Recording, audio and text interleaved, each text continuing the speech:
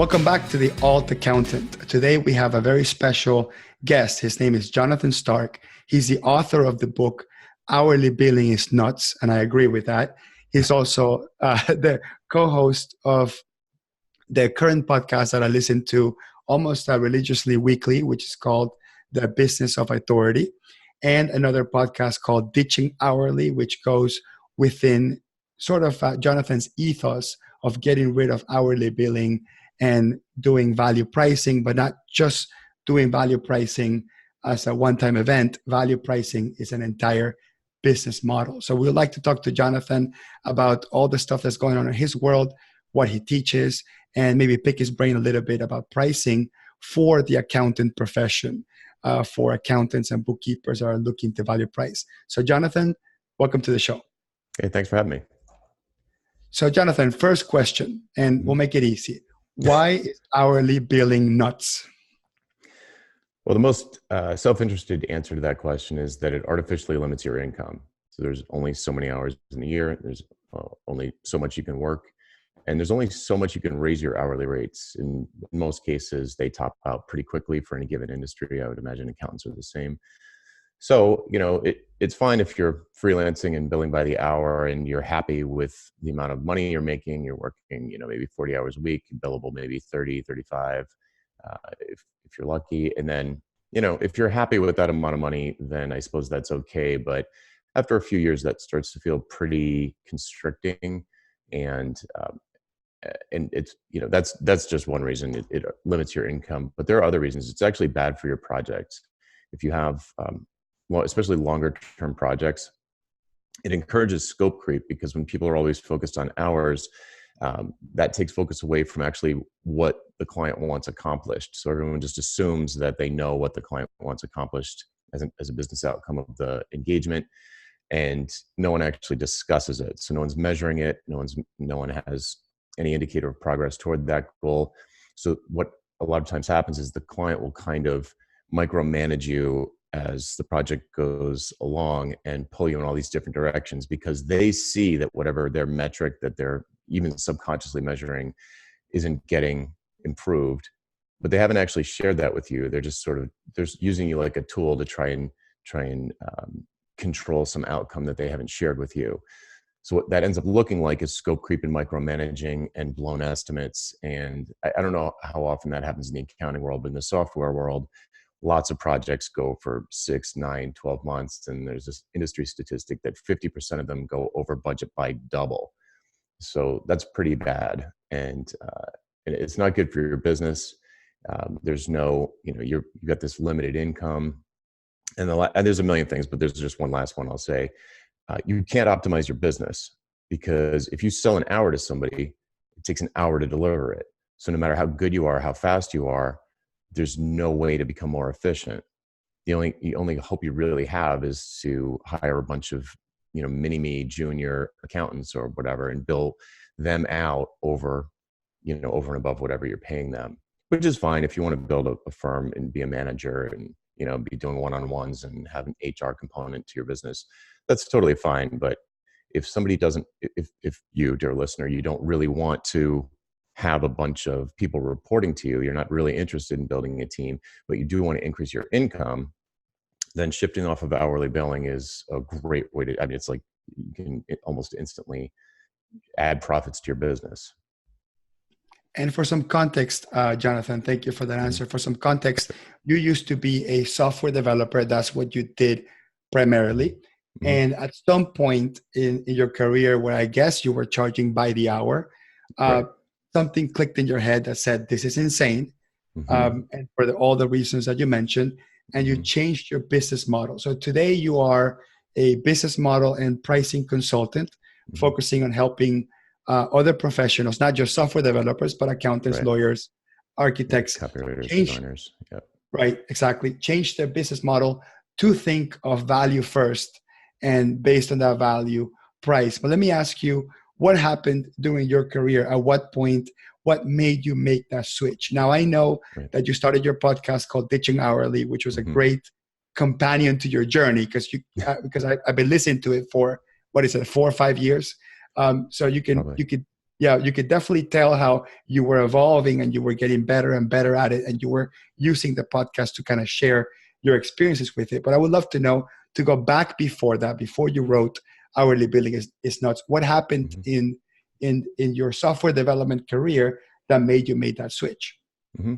Sure. I was the VP of a dev shop. So it was like a FileMaker consulting firm. We did training, development, and consulting on this platform called FileMaker. It's like a work group database. And, we had like 10 developers, call it 10, it might have been 12.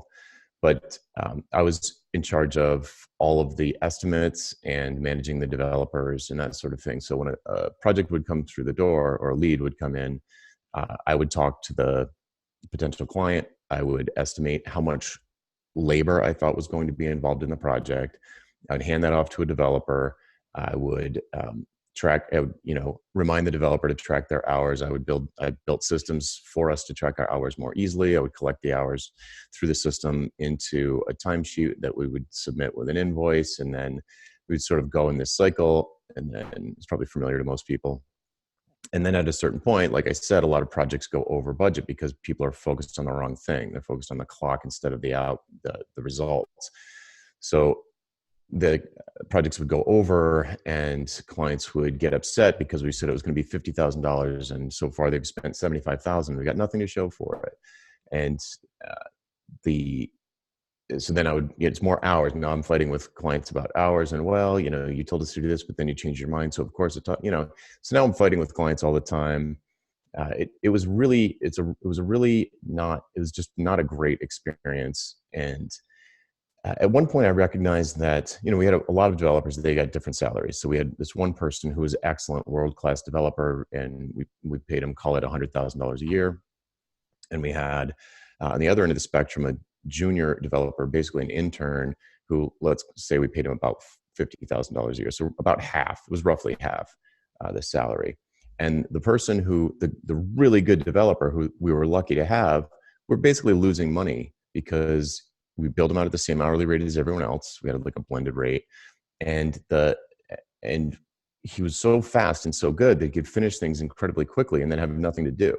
Where the other developer, the sort of junior person, the younger person, needed lots of assistance, was doing work really slowly, would have to do it over again. There'd be lots of bugs, but he had a great bedside manner. Clients loved him. He kept everybody perfectly happy.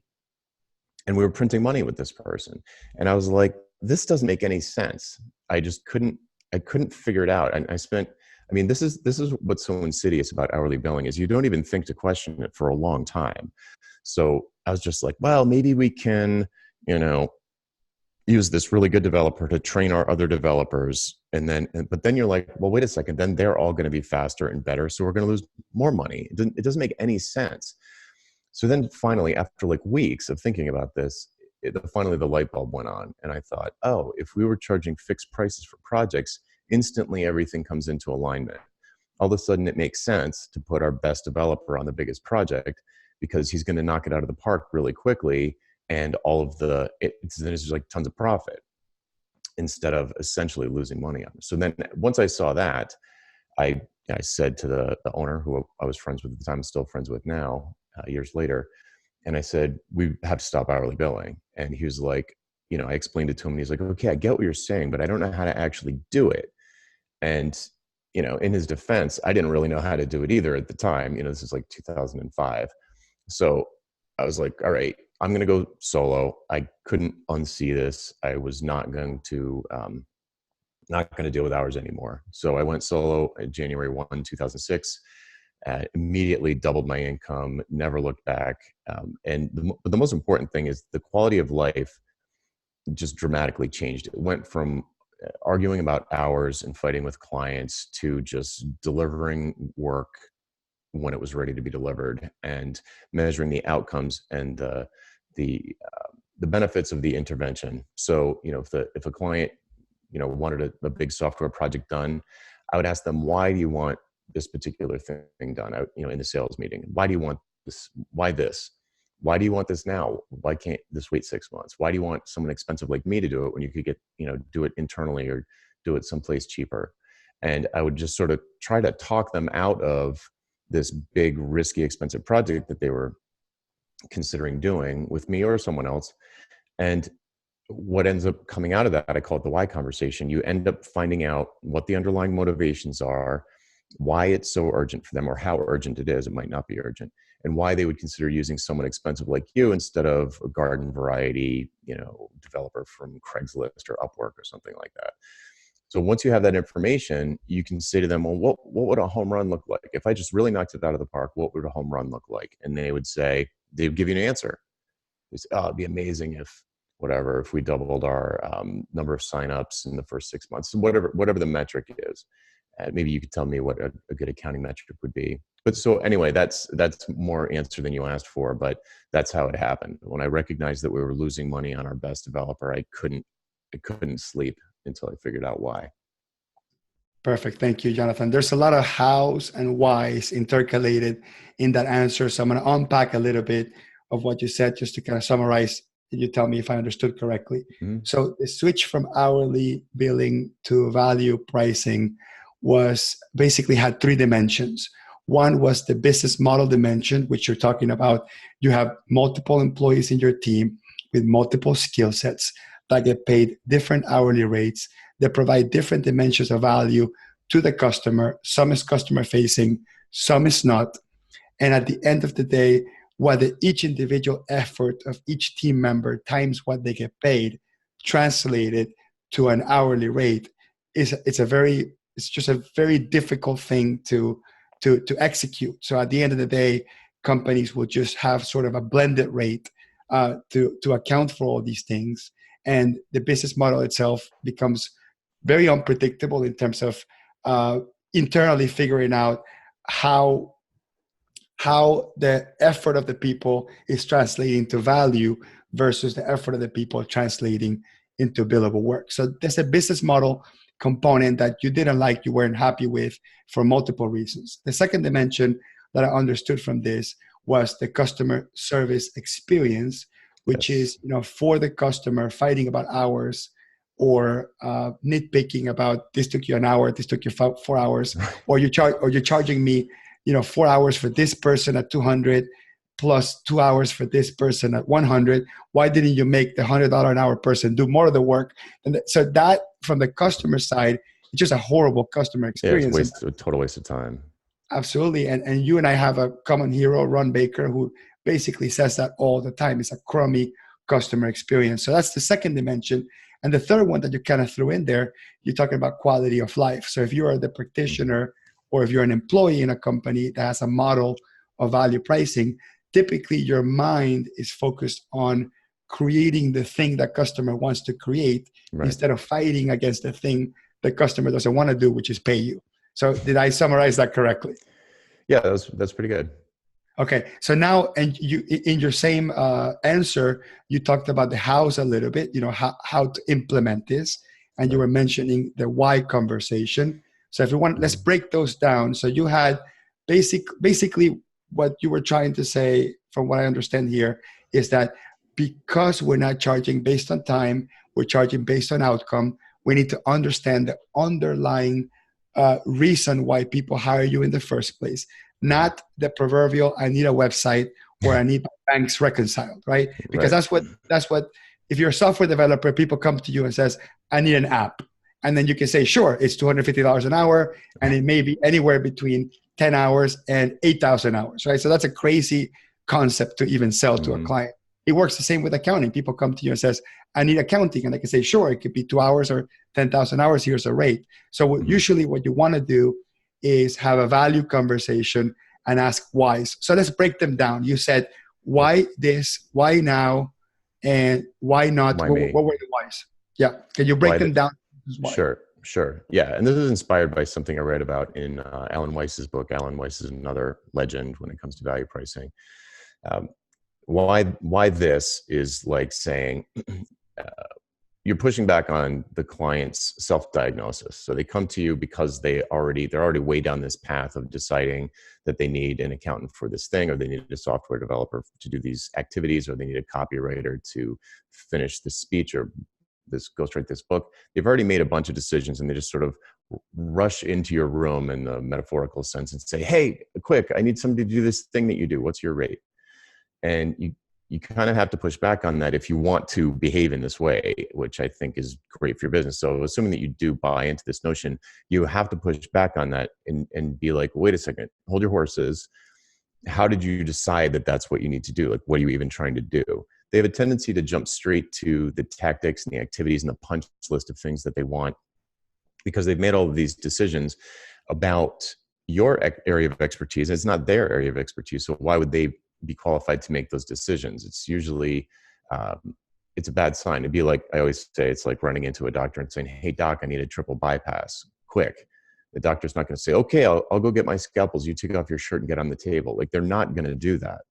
So if we want to be professionals and be paid, in a professional way, in other words, a profitable way, and not like a cab driver, then you need to do that. You push back. That's the first question. Why this? Why do you think you need a triple bypass? Tell me, where does it hurt?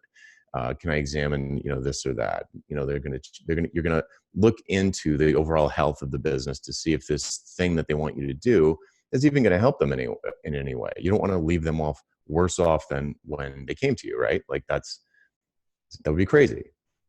So that's the first one. Why this? The second one is why now? So this series of questions you want to, you can ask whatever you want in this area. The idea is that you want to find out how urgent the project is. So usually on a phone call, they'll have brain dumped for, 20 minutes at least. And you'll probably have a pretty good idea why this is urgent. So, but if you don't, you need to figure it out. So, geez, dear potential client. So this seems like a really urgent thing, but you said you've been aware of it for 12 months. What changed? Why now have you decided to take action? Or are you just really shopping around and maybe you'll make a purchase next year kind of thing? If the project is very small or not, the first question, if the second question, if it's not very urgent, it's probably not a great fit for value pricing, or it's probably not going to close anytime soon. They'll just drag their feet, and maybe you could keep in touch with them for some period of time. But if you find out that it's not urgent, it's kind of like my interest really wanes very quickly. But if on the other hand you find out that it's extremely urgent, maybe tax deadline is coming up, or they need to have this done before some big trade show that they're going to do, or whatever the deadline is. If there's a real deadline that's out of their control, not a fake one that's under their control. But with software developers, I've worked with people who needed to have a website up before the Olympics or something before the next presidential election, and if it doesn't happen before that time, it might as well not even have it done. So the second type of question is the why now question, and you want to find out how urgent the project is. And then the last one is the why me questions. This is usually the hardest for people to ask, especially if they're desperate for work. The last thing they want to do is say something like, well, why would you go with somebody really expensive like me? Because they imagine that the prospect is going to say, well, if you're so, yeah, you're right. Like, if you're expensive, we don't want the expensive one, we want the cheap one. And if you might as well find that out now before you spend time writing a proposal and then fighting about your high prices later. So find out what any objections are going to be upfront to hiring someone expensive like you, and you can say things to them, like real direct things like, well, why don't you just hire an intern to do your books for you, or why don't you just have your spouse do it, or you mentioned that your son's graduating from college, why don't you have him do it, or all these things that I'm sure you and your listeners are familiar with, all that turn into objections after a proposal. So you just surface those immediately, and you'll know when you have a really good client, potential client, because they'll say, yeah, we tried that and it blew up in our face, or that I won't be able to sleep at night if my son is doing my taxes, or they'll come up with all these things. And at the end of having asked all of these questions and deciding at the end of this sort of interview that you are confident that you know what they want done, that it's the right thing to do, that it's very urgent, and they're comfortable paying a premium for it, then I'll write a proposal. And and I'll stop there, but that's the idea. So the idea is to essentially, it feels like you're talking them out of working with you, but the way I see it is I am advocating on their behalf. Like if it was my mom and she said, John, I need an iOS app. Can you put me in touch with somebody? I'd be like, Mom, that's going to cost $50,000. Like, why would you do that? And she'd be like, well, I've got these reasons. I'm like, okay, but where are you going to get money? Oh, I got it back, but the school system is going to back it. Okay. And why do you need it now? Well, it's for this next, this next federal funding is coming through. We really need to do it now. Like, my mom could convince me that I should introduce her to somebody who's, going to take 50 grand from her to build some iOS app, for example. But, but I'm not going to just say, okay, here you go. Have fun with that. You're probably going to get killed financially. I'm not just going to let her go spend 50 grand without me first kind of validating that it's a good idea and that she's going down the right path, because that's my area of expertise. It's the same with your clients. Like, when you have a prospect, you want to validate that what they're doing is something you can actually help them with. And to do that, you need to know all of these why question answers, the answers to these why questions. And one of the things that so the last question that it's maybe not one of the questions you mentioned, but it's the concept of convincing people not to work with you under that realm. This is what I like to call the why not question, right? So why not do it on your own, or why not hire a professional? And I think that one in particular gets missed quite a bit, because most professionals think, and this is the righteousness of a professional, I get it, that we are born with this special superpower that nobody else can do. And that's why the client is in front of us, needing us to do something that they can't do. But the reality is, if you actually go to the core, no professional has a superpower they're born with. Everything can be learned. So technically speaking, anyone can learn how to code and software develop. Anyone can learn how to do taxes. Anyone can learn how to do heart surgery. That last one's a little bit more complicated than the next two, but everything is learnable. So when clients go to a professional, typically there is a knowledge gap, right? There's something that you have in your brain that the customer doesn't. And that translates into a skill and expertise and a shortcut, or an answer to something that would otherwise take the client hours, days, months, or years to master. So when we are in full awareness of this and we don't bring it out to the open, then there's simply just a smugness that we're better than you and you need us. But when you bring the why not conversation, you kind of bring to surface something that most professionals dare not to do, which is discuss the possibilities of them not hiring you. And that in itself, in my opinion, is a huge trust builder, because all of a sudden it's not you in front of the client in a negotiation. You're now sitting next to the client alongside, looking at options, and you happen to be those options, but you are almost in the position or not. to recommend yourself. Or not, correct. Or not, right. Correct. So something that Blair Enns says, someone that we both have admiration for as well, the author of Win Without Pitching, he says that if you are alongside your client, you can be in the position to recommend your client to work with you, or be in the position to recommend your client not to work with you. And I think that might be the most crucial element of consultancy in general, regardless of your pricing model. But how do you get there, Jonathan? And I know that authority, the concept of authority, is really dear to your heart. How do you get there? How do we get to the point where our customers will trust us to be the one that recommends them to work with us or not? Okay, yeah, that's a good question. It's a big question. So I'll pick up where you left off, which is that if you're in the sales interview with someone you've just met, this is a new prospect, they've never worked with you before. Maybe there's some word of mouth or something, but they don't know you. They don't trust you yet, really. They're automatically going to trust you more if you clearly are willing to walk away from the project if you don't believe it's a good fit. So, like, for me, that sales interview, it's not a pitch. You're not trying to convince them or persuade them or do anything to them. All you're trying to do is see if there's a good fit. And I mean that like 100% genuine. You have to be prepared to walk away from any sales interview, but with recommending the client go with someone else, recommending they do it themselves, recommending that they wait 6 months and get back to you. You need to be prepared to do that. You need to be able to walk away. And if you are not 100% genuinely prepared to walk away, they're going to smell, like Blair says, that stench of desperation of you trying to talk them into hiring you. So if you are not explicitly trying to talk them out of hiring you, they're going to feel like you're trying to talk them into hiring you. And you probably actually will be trying to talk them into hiring you. And that's where you see it immediately in a sales interview or sales meeting when someone is just like the seller is trying to sort of like pump themselves up or not overstate their accomplishments, but they're even talking about their accomplishments. The client should really be the only one talking in these meetings. Like, you know your profession, but they know their business, and you've got this information that you've got in your head that could maybe help them, but they've got information in their heads that you need or you can't help them.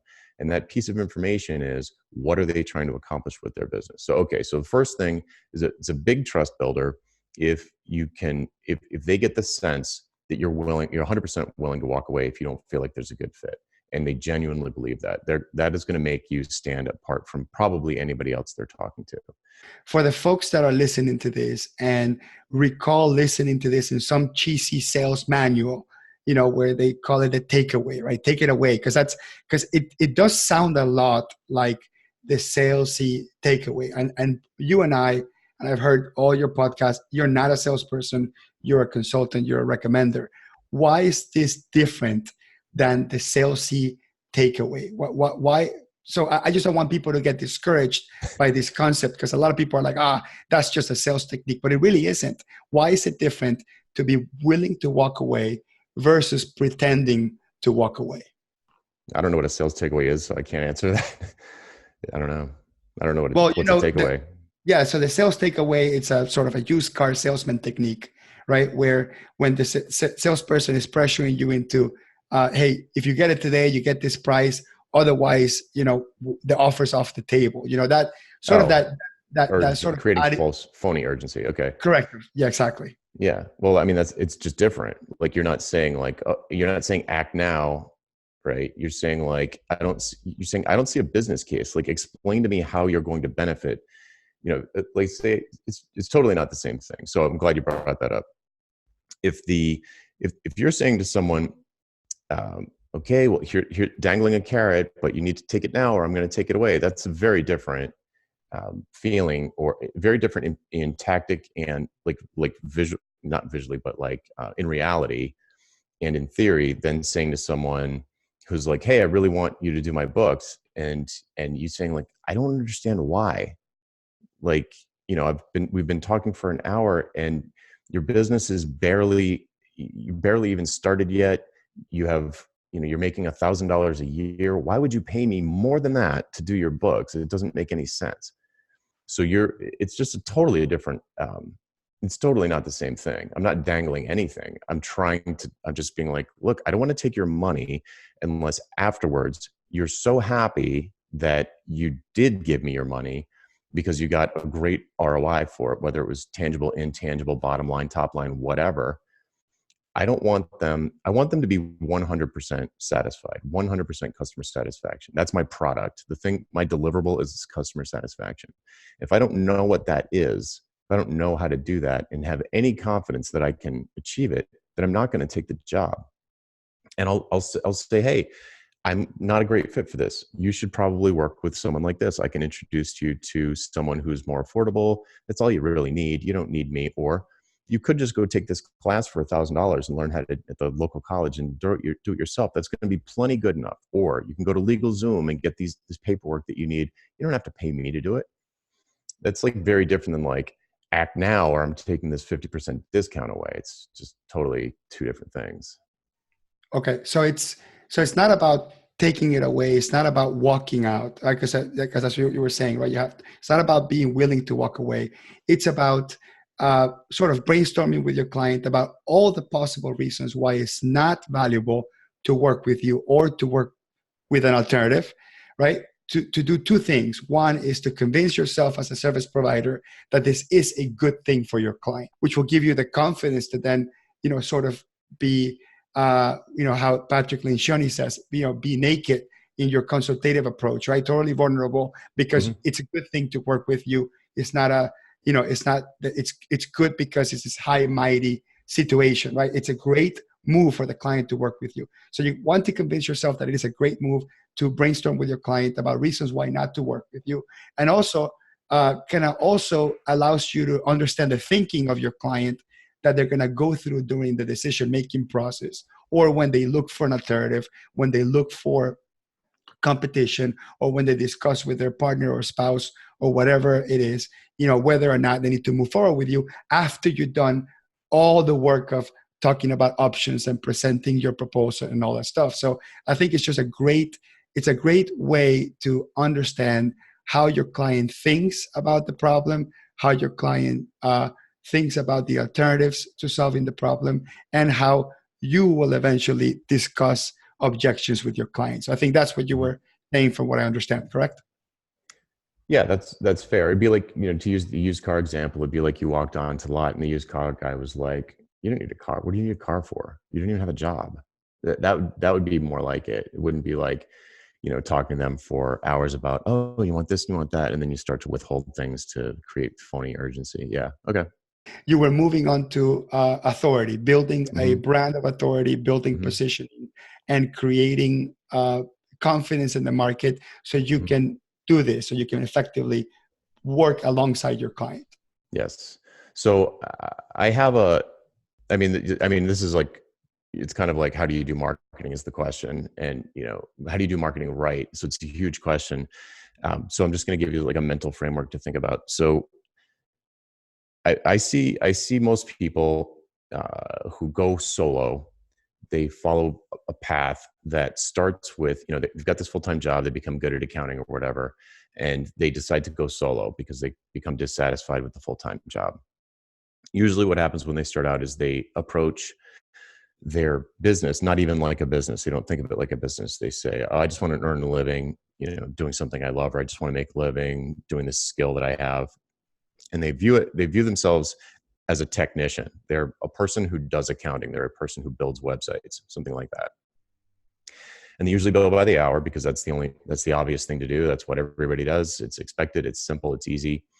And they aren't thinking about marketing. They aren't thinking about profits. They have probably almost no profits. They probably set their hourly rate too low to actually have any kind of profit. So they have to work so much that they can't do any kind of skill sharpening or marketing or turn away any clients. Anybody that comes through the door, they have to take because they have to pay the mortgage. So they're in this technician phase, which usually maps to hourly billing as a freelancer. After a little while, if you progress, you're going to move into this expert phase. And the expert phase is where you're so good at your craft, let's call it. Maybe it's accounting, maybe it's software development or copywriting. It doesn't matter. You're so good at it that you become recognized by your peers and maybe some clients as this expert at the thing. And you start to get advisory type of work. People start asking you questions about how you would do something if you were going to do it. And they see that as a valuable thing. And this kind of transition happens pretty naturally in my experience. If you stay at it long enough and you don't just have one whale client that you work for 18 years, essentially as an external employee. If you're really out there freelancing and engaging with your community, whether it's at conferences or social media or listening to podcasts, then eventually you're going to move into this kind of naturally. Eventually, you can naturally move into this expert phase where you start to sell more higher value strategic offerings, more consultative offerings, more advisory types of things. But then getting to the authority level, which is the next level up, you really need to be doing a lot of marketing. And when I say marketing, I don't mean, running a bunch of spammy ads or like spamming people with unwanted email. What I mean is generously sharing your expertise with the world. So, it happens all along the spectrum. You can start doing it at any time. But if you are out there every day, like I write a daily email for independent professionals about pricing their services. I've done like 1,200 of them in a row every day since like 2016. So if I'm out there doing that and just sharing in the spirit of generosity, not in the spirit of like take, then you're going to become recognized as an authority because you're just giving away everything. And it's one way, it's not a quick way, but it's one way to build really, really, really strong trust with a huge audience. who then start showing up out of the woodwork. So it's kind of like, if you think of normal sales, you talked about the used car salesman earlier. That's more like a hunting model where you get your spear and you get up early and you go out all day and you're looking for something to kill and bring home. That's that always be closing mentality of sales, and it works, but not everybody wants to be that way. The other way to imagine sales, it doesn't even feel like sales, is more like planting a garden. That's the approach that I'm more into, and that's what this generosity is going to get you to. Once you get to this expert and authority level, you've planted this garden, which takes a long time, but eventually it starts to give you tomatoes, and it starts giving you lots of tomatoes. And you only have to do a little bit of work, relatively speaking, to get lots and lots of tomatoes, like forever and ever, amen. And there's none of this sort of, geez, I hope I find a deer in the woods today. It's like very predictable. So you can see trends in the tomatoes, if you will. So it's a long-term approach this is the point I'm getting at, is building trust through generosity to become an authority is a long game. It can take, years, but but it'll start to give you traction, in like within 12 months. If you're doing like a daily newsletter, I would say even 8, 9, 10, 12 months, you're going to start to see traction, but it's really going to start throwing off. People who you can help are just going to start appearing out of nowhere, like tomatoes growing on a vine, and you'll have more work than you know what to do with. So at that point, you can just sort of just take enough money to fund your mission and just keep going. So, I don't want to give the impression that it's a short-term thing. It's definitely a long-term thing. Building trust takes a while, but, showing up every day and being generous with sharing your knowledge is probably the main way to do it. And if you are an authority, let's say you're an expert in real estate accounting for multi-partner realty firms, right? Mm-hmm. Something like that, right? Like say if you figure out a narrow market, and some people call it niche, some people call it specializing, and you've already narrowed your market, so you already effectively went from 25 million small businesses in the U.S. to maybe down to, let's say, 1,000 in the entire country. Why would you, on top of that, also give away the knowledge for free? So you didn't just narrow your market, but you're also allowing some of your potential clients to learn from you through these podcasts, writing, webinars, whatever content marketing strategy you use to educate the world on what you know that's focused to your target market. Why would you do that? Wouldn't that be shooting yourself in the foot? Well, a couple of things. So first of all, it's not the only way to get business. Gaining authority is not the only way to get business. You could stop at the expert level if you wanted to and just niche down. Like you said, you could do all sorts of things. You could do like outbound emails. You could do not like spammy, but just like outbound emails to people. You can connect with people on LinkedIn. You can go to meetups. You could do all of these things to generate, do business development without being a recognized authority. You could just be, have really good word of mouth. You could have like a referral program with your existing clients. There's all sorts of things you could do.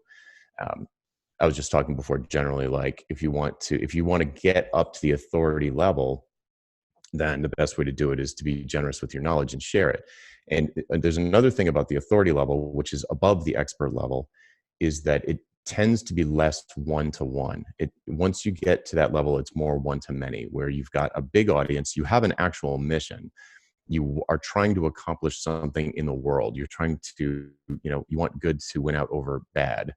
And you're on this, and it's almost like at a certain point, it's going to change the types of products and services that you offer because you're funding your mission in a different way than just trying to grow your business. It's like a bigger picture than that. But not everybody needs to go there. Like you could just stay at the expert level and, do fine. Like you could do great at that level. You don't need to become a thought leader or like, be on a mission to rid the world of hourly billing or whatever the thing is. So, I mean, it's not really, I think it's sort of like a false dichotomy. Your question is like, well, how do I not shoot myself in the foot by giving away the store. It's like, well, then don't give it away, but you're not going to become an authority. But that's fine. Just don't be an authority. Just be like an expert. Yeah, that answered your question, or did I just confuse it No, more? no, absolutely did. But and I think the reality is, if you truly are an expert, I mean, if you want to live by your brand of being an expert, what you can do for your client, it's likely to go way beyond the stuff that you can put in writing in a video or in a podcast, Mm-hmm. because you could really only talk about theory or go back to an example of a client use case and use it in your content marketing. But when the client calls you and says, this is my particular situation, these are the moving parts of my business, this is my financial situation, this is my Right. snapshot of what's happening now, this is my team, this is my age, these are my kids, this is my dreams, this is my outcome, this is my retirement target. Everybody's blueprint will look different. And I think people are attracted to the person that has shown through their writing, books, podcasts, videos, whatever, has Mm-hmm. shown that they can do it before with another use case, because it gives them high level of confidence that they can expose their entire plan and say, here's all the pieces. How would you arrange these for me based on Right. my need? And I Yep. think that that type of work is the highest possible paid work, because that's some of the higher net worth clients, Mm-hmm. the ones that got to where they were because they were very smart, very good at what they do, also know what they're not good at. I mean, I think that's a common trait of sort of the high earners, that they know what they're good at and they know what they're not good at. Mm-hmm. And these people are willing to pay top dollar for the ones that can fill that gap, because Sure. that's how they got there. So really that's the strategy. You want to work with not the whales, but you want to work with those clients that have the money to pay you what you're worth, and what your worth translates into multiplying that back to the client. That way is a win-win. Yeah. So what you're describing is two things that are worth sort of reiterating. One is that people can't apply theory very easily to their own. It's very common for people to understand a theory and get it. It's probably happening right now. I'm describing value pricing. People are like, okay, I get that, but how do I apply it to myself? And I could talk here for 8 hours, and individuals are still going to think that their situation is unique or different, and they're not going to see how to apply this to their particular life. So yes, you can come along and make an expertise level business just helping people apply your theory to their situation. And then you mentioned um, high net worth individuals, people with a lot of buying power, people with way more money than time, who just want to either accelerate the process or they want to mitigate risk. That's a big thing we haven't talked about. That at the expert level, a lot of people, businesses especially, they despise risk. They want predictability. And if they believe that they can get that from you very quickly because they believe it for some reason, perhaps because of the podcast that you do, they believe that you're the person to talk to that's going to um, mitigate this risk for them or help them achieve this thing very quickly, and they have tons of buying power, then of course what your worth is much higher to them than it would be to some mom and pop pizza place that's barely getting by. So you can certainly do that. That's what I would see as the top of the sort of expert tier. To me, like usually consultants are what live in the expert tier. So those are like, professional service providers. That's the way to grow your business without adding headcount at that level, is to get very rich client, like to put it frankly, rich clients who really need what you do. Because, to them, $10,000 is like, yeah, no brainer. Here you go. Like, I'll pay you that every month just so I can pick up the phone and call you. So yeah, that's great. But you do end up with a relatively small number of clients, and you still are doing one-on-one work at that level. Generally, at the authority level, you're not doing that. At the highest level of, you might not even do consulting. You're writing books. You're speaking at conferences.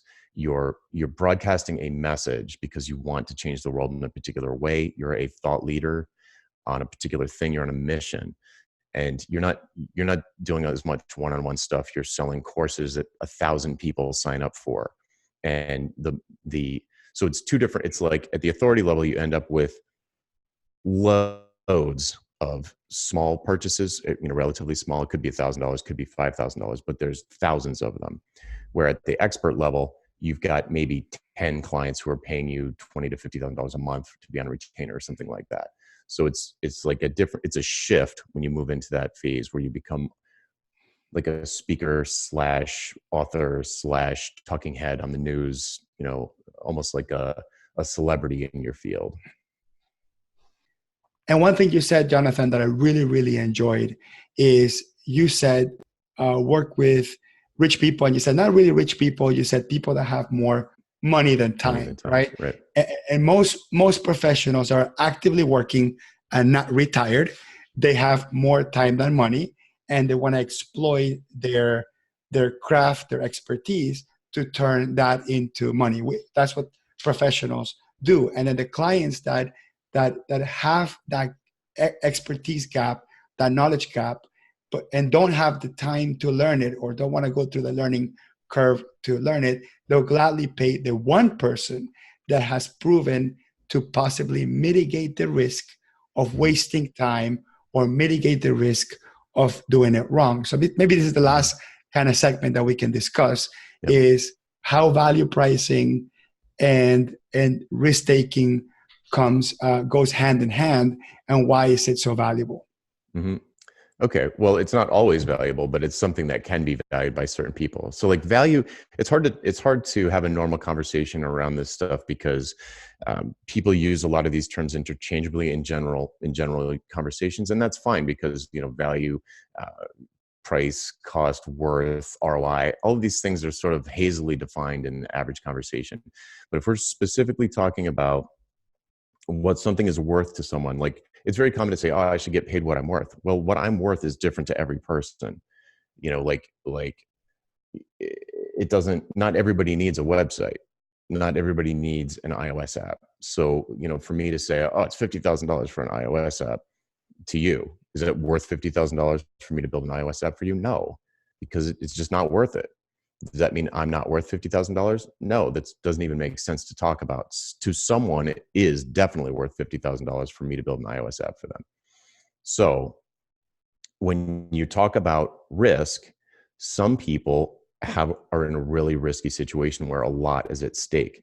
For those people, it's extremely valuable for me to mitigate that risk. So let's say a national retail chain wants to reinvent the in-store experience using mobile technology. And they're in a really bad way financially. They've been losing money quarter after quarter. Amazon is destroying them.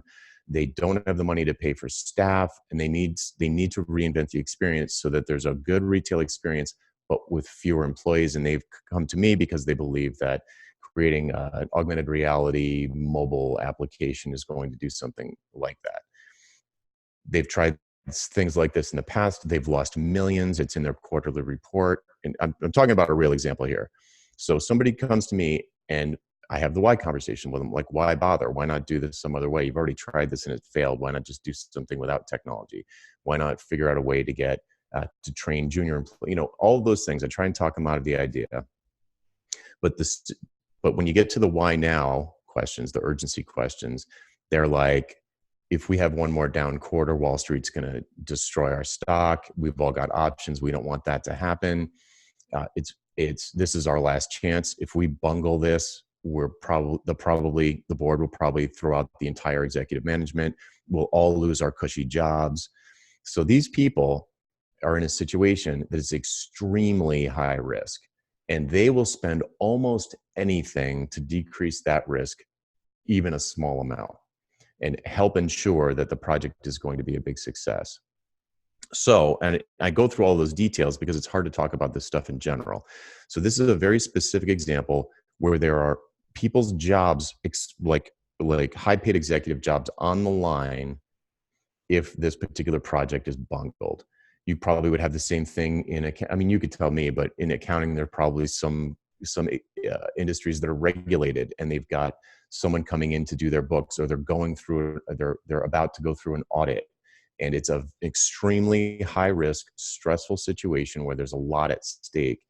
Well, if there's a lot at stake, then there's a lot of value there. Exactly. You can lose funding. You can lose access to a loan. You can lose access to investors. I mean, you can get a huge penalty. You can lose a particular IRS position that you have taken an exception, a particular structure. Yeah, you're absolutely right. There's tons of financial risk, actually easily measurable financial risks in Right. accounting. Also non-financial risks, like losing your job. Like the company doesn't lose any money by firing a CEO and putting a new one in, assuming that maybe the new one costs double the price. But generally speaking, all these concepts of value sits on the mind of the person that buys from you, right? Mm-hmm.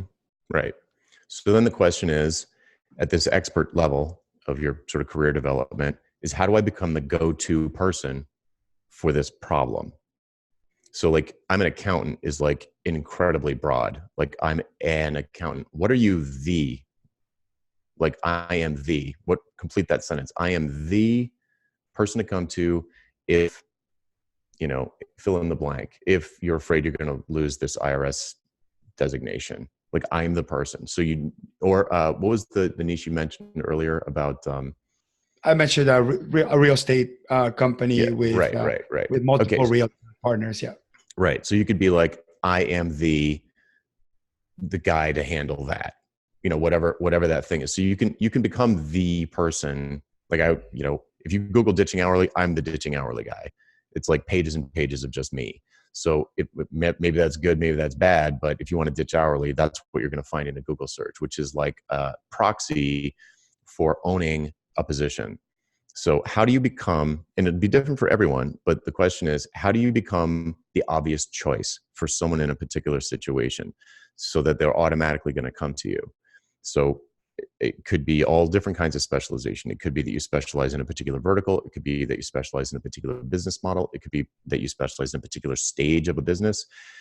Maybe you do startups. Maybe it's nonprofits. Maybe you only work with mission-driven businesses. But what you're doing when you specialize to become the go-to person is you take this giant pond that's the whole world, and you pick an extremely small pond. So like, you're a fish and you're this big. If you're in the whole ocean, you're a small fish. But if you're in a fish bowl, a real small segment, you're a big fish. You might be the biggest fish.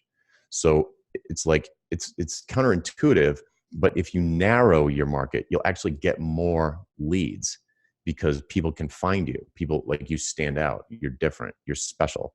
You're the something. So you're the go-to person for whatever they need. And it's the quickest way to do that is get hyper specialized, super specialized in some way. There are lots of ways to specialize. Yeah. So then that de-risks it for people, not de-risks it, but that makes you the obvious choice. And if you can de-risk the thing that they're facing, that's going to be worth a lot of money. I think what I take away from that, Jonathan, I think I love that.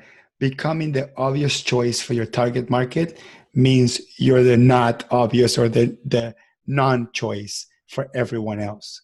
And that requires committing to a position, to a specialization strategy, to an authority strategy. Jonathan, I think our time is up here. Thank you so much for coming over. Can you tell us a little bit about how people get in contact with you? I know you have some excellent pricing courses and consulting work that you do around pricing and authority, business model consulting. Tell us a little bit about that and how people can find out more about it. Sure. Yeah. I have a bunch of stuff like that. But the thing I would urge people to do is, if you found any of this interesting, the next time somebody asks for your hourly rate, stop what you're doing and go to valuepricingbootcamp.com, and I'll send you 7 emails. It's free, and it just drills into each of these topics like one after the other to get a deeper understanding of each. And if you have any questions at all about any of the emails, just hit reply. It goes straight to my inbox, and we can start a conversation. That's the best place to start. Thank you, Jonathan. It was an honor having you here, and I really loved our conversation. Great. Thanks for having me. Bye-bye.